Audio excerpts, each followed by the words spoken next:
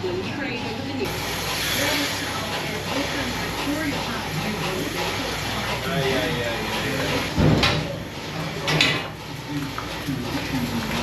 morning everyone, welcome back. Check out how red the sky is this morning.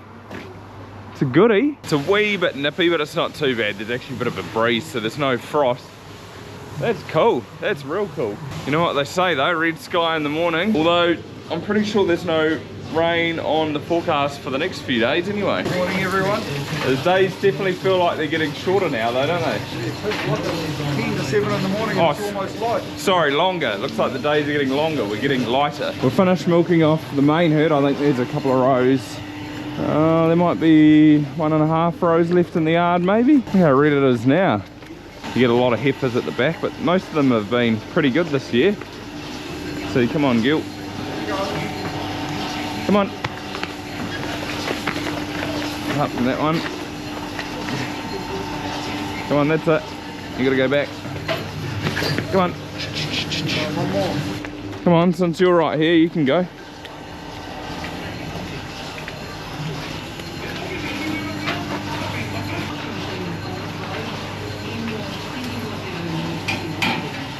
Get those colostrum cows now then. They're right here up in the bladder paddock. You can see some, I don't know if you can see on there, but there are flashing collars, so those are the ones that are going to come into the milking herd today. Come on gilly gillies. Actually had a cow that was down this morning, had a bit of milk fever, and she was right about here, so I gave her a couple of bags in the vein and she's not here anymore, so that's a good sign.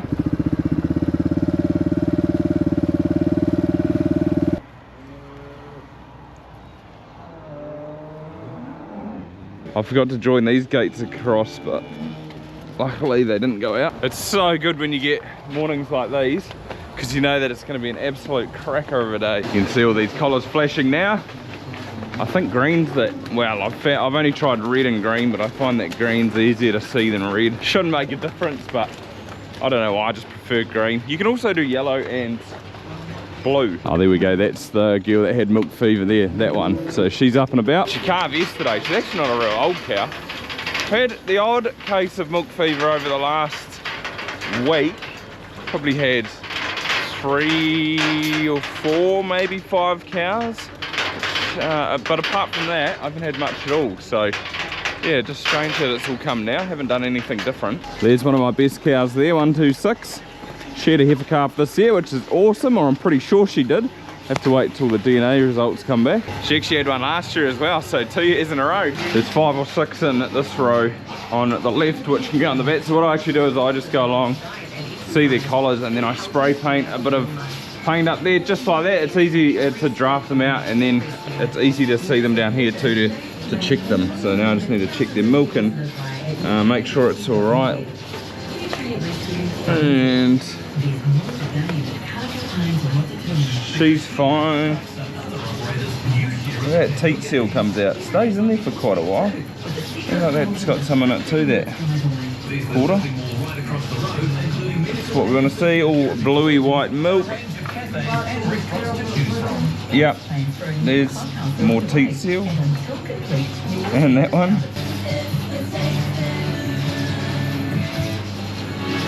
Actually, see that quarter there looks a little bit off colour.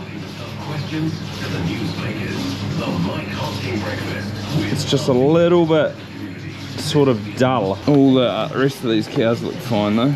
I might just grab this. This is a milk meter, and it lets you know on here if the milk's sort of in the normal range or the abnormal range.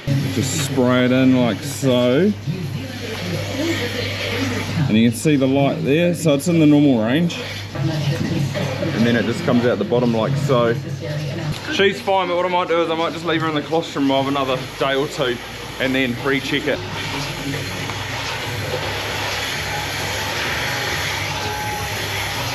This is quite cool. This cow here, she can go in the milking herd today, and so can this black cow because they calved on the same day. They're also a mother and daughter. Unfortunately, they both had bull calves. Those colostrum cows, they get pumped into this drum here. I'm actually just emptying it because it was overflowing a bit. That's about full.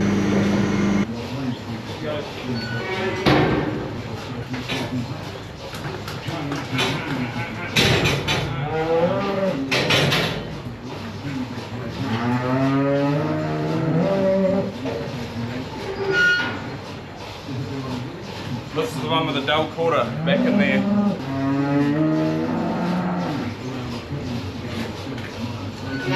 Oh, I was actually telling lies. She didn't calve the same day, she calved the day after. I thought they were, but just checking my book. Damn, that would have been real cool. Still, it's pretty cool, it's only a day apart. I brought this girl up yesterday. She thought she was real close to calving. She didn't calve yesterday, but I think she's in the process right now. Didn't take her down to the shed this morning. She can stay in here. And these girls get a fresh paddock. One of the calf paddocks. I think there was 12 that could have gone into the milking herd today, so apart from that one that I left in here, it's 11 less. This girl here, she looks a little bit frail, but she had a twisted uterus the other day. So we had to untwist her, and then the calf got a little bit stuck. Was coming out upside down, so she had a bit of a hard calving, but she is coming right. Look at that, daffodils are out, or they're starting to come out.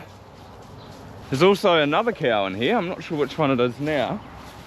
She had a prolapse. So she had a calf and then she went down and she had a prolapse. Uterus, I guess it is. So that was on a Saturday. It always happens on the weekend, doesn't it? So called the vet out. Dave came out from Hamilton and he got it back in, and she actually looks really good. I was trying to spot her. When I seen it in the paddock, I was like, oh my goodness, like this is terrible.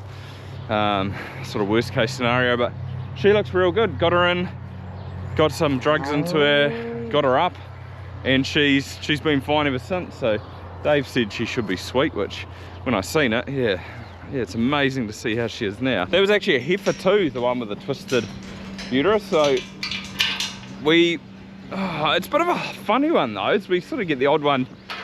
Some years we might get a couple and then you go a couple of years without them, and then you might get another year where you get a couple more. And it's really, really weird because we seem to get them more regular than anywhere else in the country, like around Te Awamutu. And it's a bit of a weird thing, like the vets can't explain why. I remember one of the vets come out one day to do it, and she said when we were in vet school, the professor or whoever was lecturer, maybe I should call them, was telling them that they might never see one of these in their lifetime, and then you come to TA and you get heaps. You get them year on year. So yeah, a bit of a strange one. I've come down to check on these girls. I didn't actually think anything in here was looking close to calving, so if there's no calves, that'd make it easier. I don't have to draft anything out. But what I've actually done is I've put the later calving cows, or the cows that weren't in calf to AI, in here with the heifers. So I've sort of boxed them up. They're in paddocks next door to each other, so it was nice and easy. Well, I can't see any calves. That's sweet as. I don't need to move them now then. They can wait a bit. Well, I remember though, I need to just change a couple of mobs. But there's the cows that are calving, so all those purple ones with the circles around them, those are the cows that are calved. So there's 5 or 6 of them. And if I scroll down here, this is the milking cows. So see how there's green dots and red dots? I need to change these red ones to green. What I can do, I think, is go cows. No, it doesn't. Oh yeah, it does. Colostrums. Look, all of those red ones, reassign the mob to milkers. Look, all those red dots have changed to green, so they're in that break now. Perfect.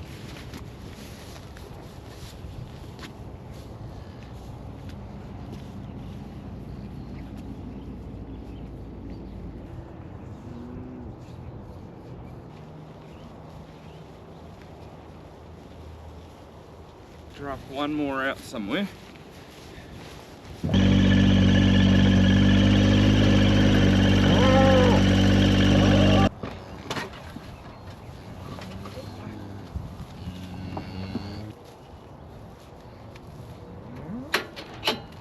Well, I've got 3. I did have 4, but she keeps walking over the fence, which is a bit annoying.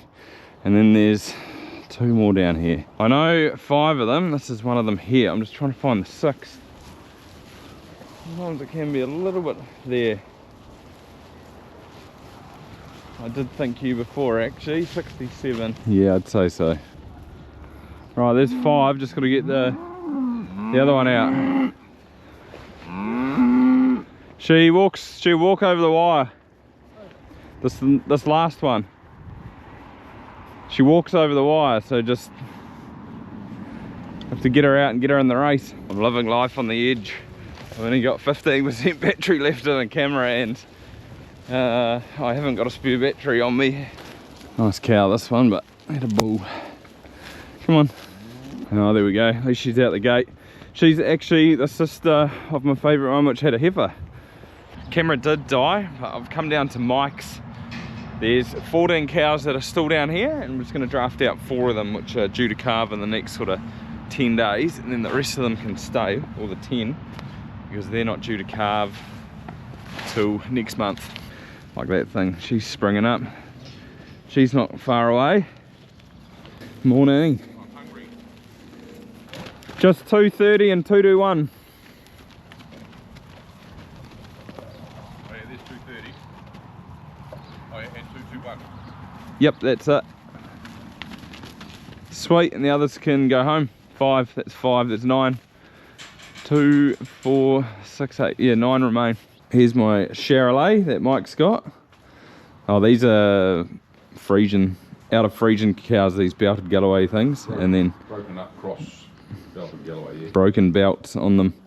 But those 4 Charolais are from me. This one, you can see it's a little bit more reddy compared to that's more of a Charolais colour, but nice looking calves. That girl I left in the paddock too, I actually had to carve her. The calf was coming out backwards. It wasn't too bad though, just she needed a bit of a helping hand.